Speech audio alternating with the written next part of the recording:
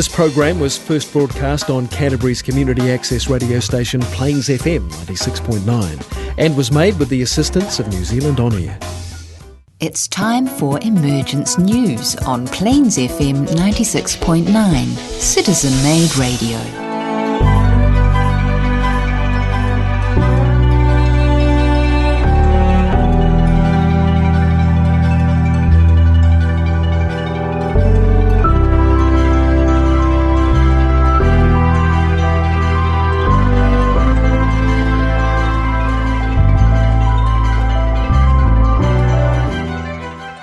Hello and welcome to Emergence News, coming to you from Plains FM in the Garden City of Christchurch. In this program we talk about the emergence of Maitreya the Christ and his disciples, the Masters of Wisdom, into this everyday world of ours. They have all had the experience of life in our history and developed such great wisdom and will guide us in the new era as we progress towards the Godhead. Today we are talking about the keys to development, self-awareness, or God awareness, as Benjamin Crabbe calls it. So, Shafia, what angle are you talking about today? So I'm going to be talking about the astral body or the emotional body, because this is one of our most difficult It's certainly something that's happening at this time, isn't it? Yes. A lot of It's emotion. a troublesome piece of gear. Yes. It's not. I don't think it's a good design. No. And John, what have you got for us today? I'm going to talk a little bit about honesty, sincerity and detachment, which is one of Maitreya's teachings, and a couple of other ways that maybe our listeners can think about how to manage their mental, astral, physical bodies to support themselves through these difficult times. Great. That sounds fantastic, John. Yes, Maitreya sums it all up with these three things: honesty of mind, sincerity of spirit, and detachment. It doesn't sound too hard, but going outside of these three things is why we are here and not masters already. Of course, the part of God's plan that we have missed so far is sharing the resources of the world. But when we see the chaos of the virus outbreak on our planet, the call for food and justice, decent lifestyle, then sharing stands tall as a means to fill humanity's needs. No longer do we need super rich people telling us what we need. They have already stepped beyond our experience of life. The deadly sickness, so much more potent than any virus, is separation, greed, and complacency.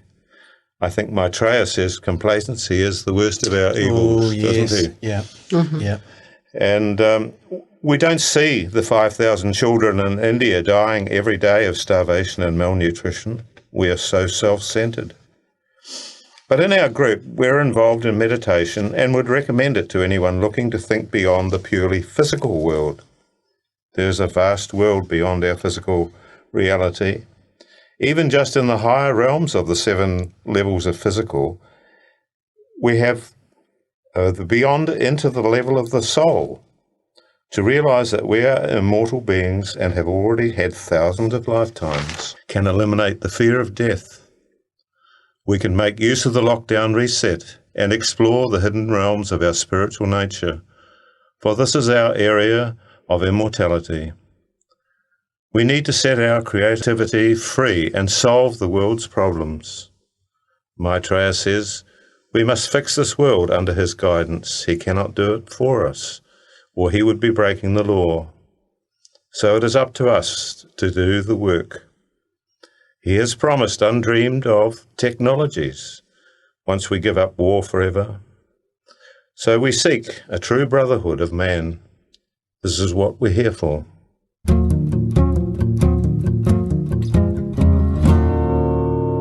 Okay, thank you, Shafia. Your turn now. Thank you, Peter. So today I'm talking about astral energy and how it affects our decisions and choices and behaviour. But first I thought we'd take a step back into history, into the history of humanity as told to us by the esoteric teachings. Humanity is made up of one soul which has individualized into many separate units. As human beings, we are souls in incarnation, inhabiting an animal body. Our role is to spiritualize matter. For this purpose, we have at our disposal 3 bodies or vehicles of expression. These are the dense animal physical body, the one that many of us think is the real us, the astral emotional body, and our mind mental body. Once we transcend the need for these bodies, we enter what is known as the kingdom of souls. And this is where the hierarchy that we talk about, Maitreya and the masters, are situated. They have been freed of any need to incarnate into matter for further evolutionary growth, but choose to come back and help us. There have been different ages and times that human beings have evolved on Earth. Back in the days of Lemuria, we were focused in our physical bodies, perfecting them to a stage where the majority of bodily functions now work automatically without any conscious thought on our part. The next major age for humanity was the age of Atlantis, and it was during this time that human beings developed their desire natures, focusing itself in the astral body. We then naturally had etheric astral vision, which allowed us to see both the physical and astral worlds, much as animals can do today. We would have been able to see the angels and devas and all the elementals that build form. Many of us today have memories that express themselves in so-called fairy stories. Around the world in different cultures and before social media allowed knowledge to be accessible to the majority, there emerged images of fairies, elves and gnomes, etc. that were consistently similar.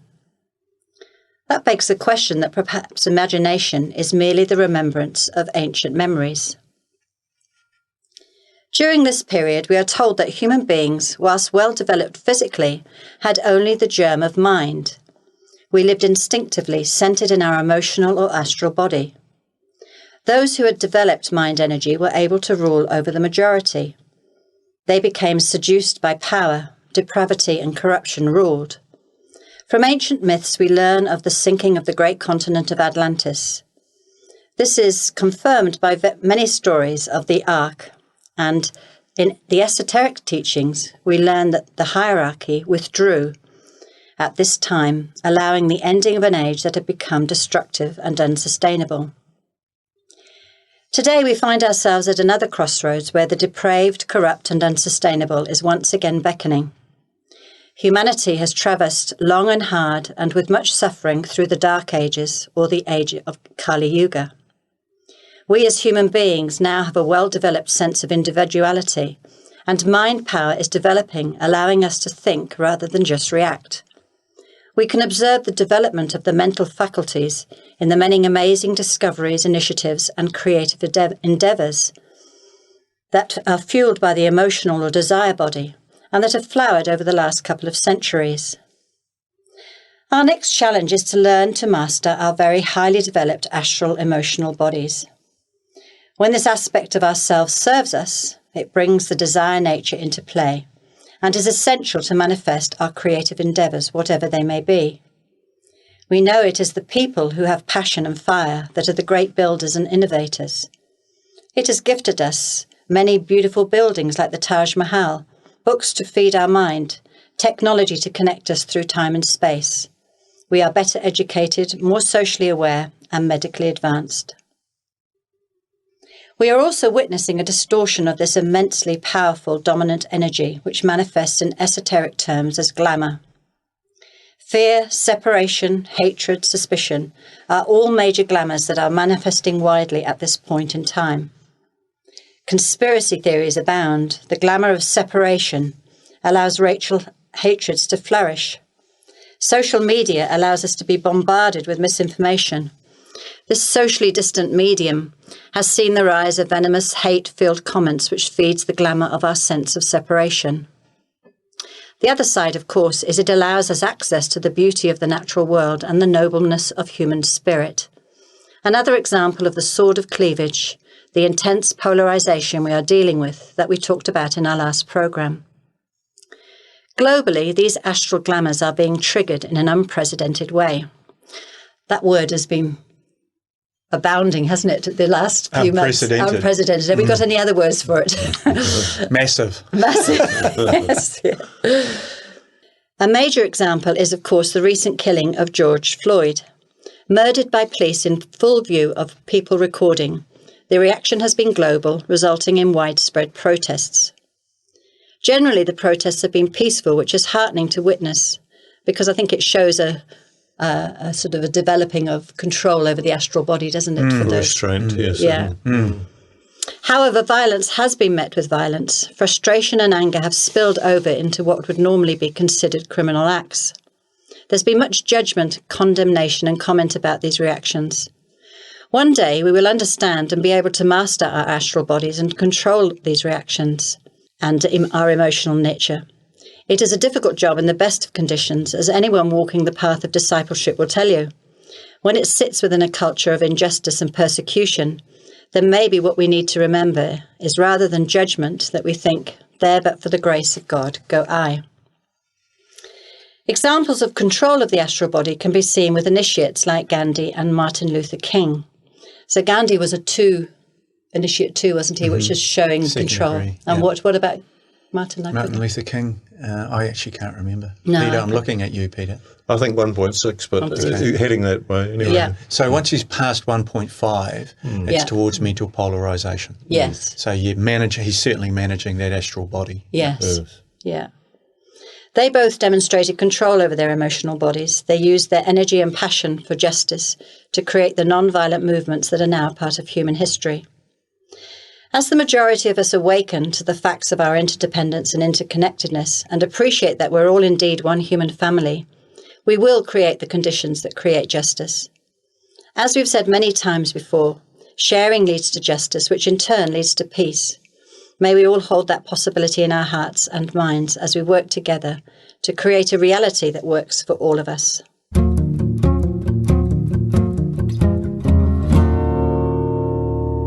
Thank you, Shafia. Now, John, what have you got there? Cool. Listen, thanks, Shafia. I'm going to pick up a little bit about what you said about the astral body. In difficult times, managing your astral is absolutely critical. Yeah. And you've been very nice and pleasant, and so's Peter, and I'm going to play tough guy. I'm going to get hard with our listeners, all right? I'm pulling no punches. It's about honesty, sincerity, and detachment. In fact, it's detachment that will get us through. And detachment is a personal practice that will help us achieve self-awareness. Maitreya has come to teach the art of self-realization, which starts with this practice: honesty, sincerity, and detachment. Therefore, detachment is the goal. Detachment is freedom. Detachment is peace, inner and outer. One of the key points that has been mentioned in earlier programs was this idea of a mind that is not free is therefore not honest. So all our conditioning, our beliefs, our culture, our religion, our upbringing, our education, our race, our personal agendas or ego-driven desires all contribute to this set of unverified beliefs.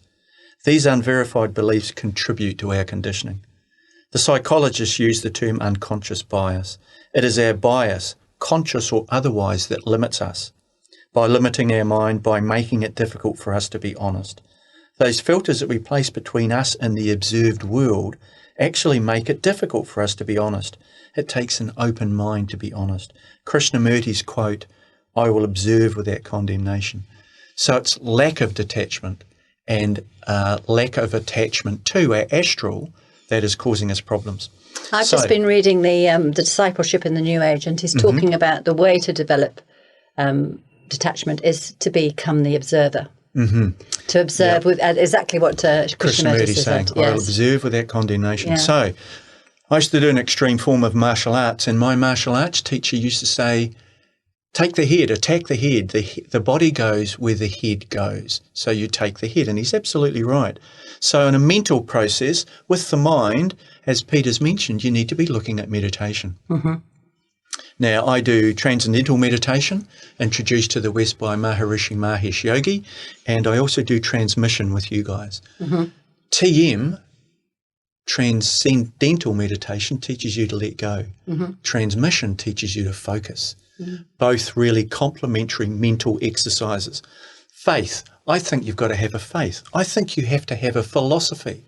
I think you have to have one. Doesn't have to be a good one. Doesn't have to be the only one. Doesn't have to be the best one. You've got to have a mental process that supports what you're doing and why you're here. What you think is a contributor to your wellness. Fear. We have to manage fear. There's a great Bene Gesserit quote from the June novels written by Frank Herbert, and the Bene Gesserit sisterhood used to say, fear is the mind killer. One way to manage fear is to use the prayer for the new age, and Krem has said on a number of occasions that this helps us manage fear. Emotion. We have to manage emotion. That's the astral. It's just that. It's just emotion. It's not the truth. You don't have to believe what you feel. Manage your emotions. Physical. So, in other words, to manage our emotional body, we're targeting the other two, the mental and the physical. What can you do for yourself physically? Meditation has an impact on the physical. Exercise. You manage the cortisol, which is the stress hormone. 30 minutes every day flushes cortisol from your system. 6 hours continuous sleep enables your body to deal with cortisol buildup. Fresh air. Walking in nature.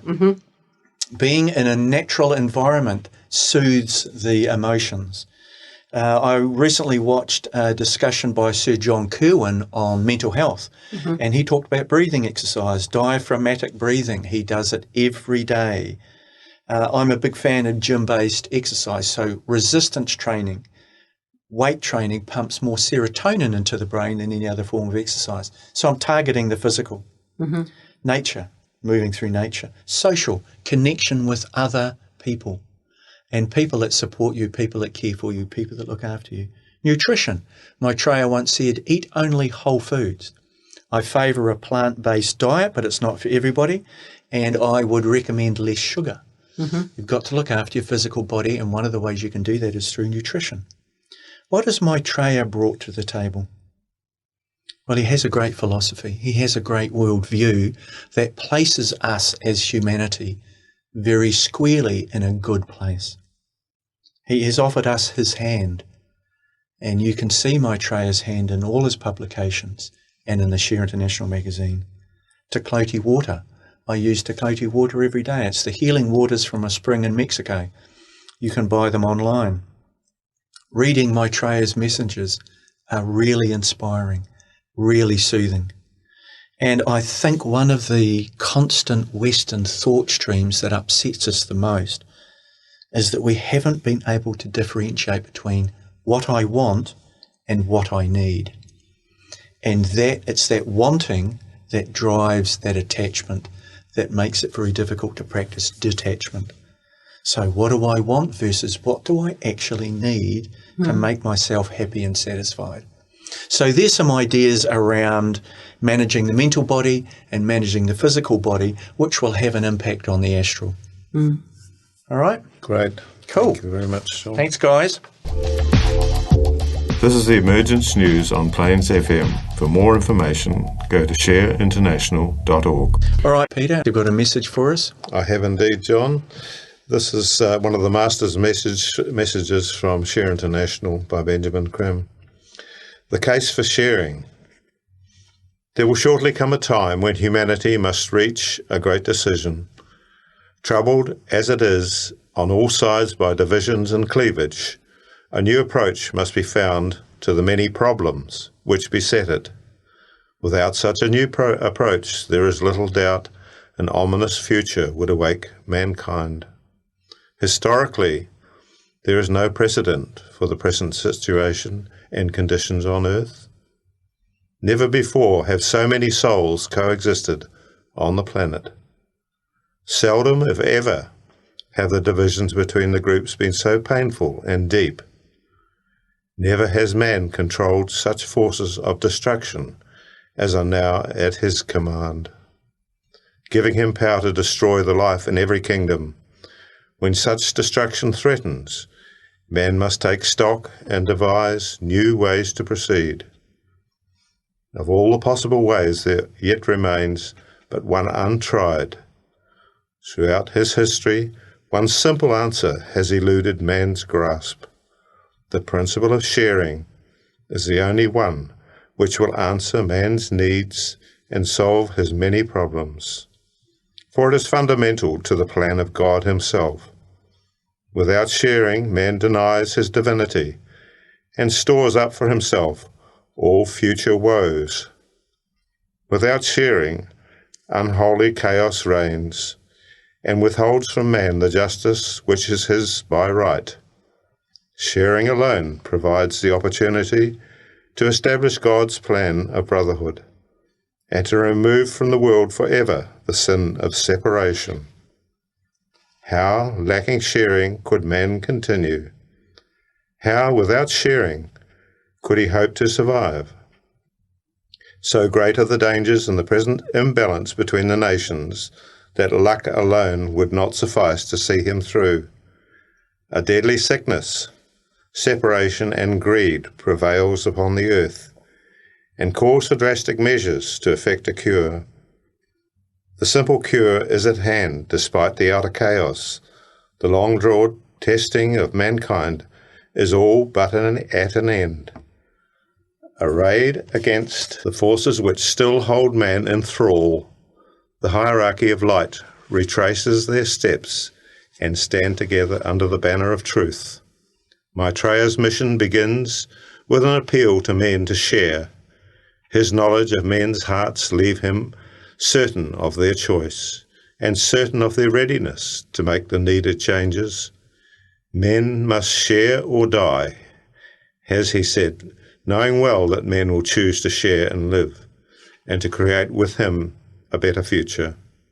Until now, all efforts to solve man's problems have been directed to maintaining the present structures, however unjust they have proved themselves to be. The cleavages on every hand cry out for resolution and await the application of the law of justice. Fear grips many today as they hear their leaders wrangle. A time is coming when they will leave their leaders far behind. Man is awakening to the call for freedom and needs only true leadership to set the world to rights. Maitreya has come to show the way and to lead men to brotherhood and justice. A new era opens under his wise direction, which will demonstrate the true divinity of man, establishing the means of sharing and cooperation, and thus fulfilling the plan of God.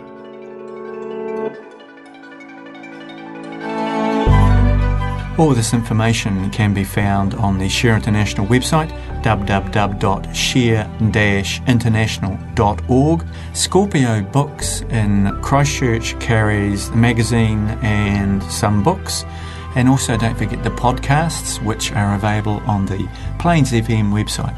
We welcome your comments, questions and feedback. Please contact us at emergencenews@gmail.com. The opportunity to join our transmission is available Monday and Wednesday evenings and Thursday mornings, which gives us the possibility to do a service meditation in conjunction with Masters.